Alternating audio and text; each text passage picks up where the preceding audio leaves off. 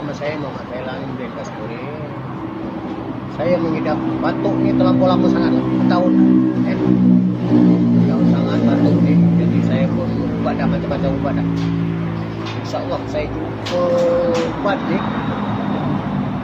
yang bernama apa ni, kalau pink ni saya pun tak tahu apa nak sebut namanya, banyak sangat. Alhamdulillah saya belum habis kotak.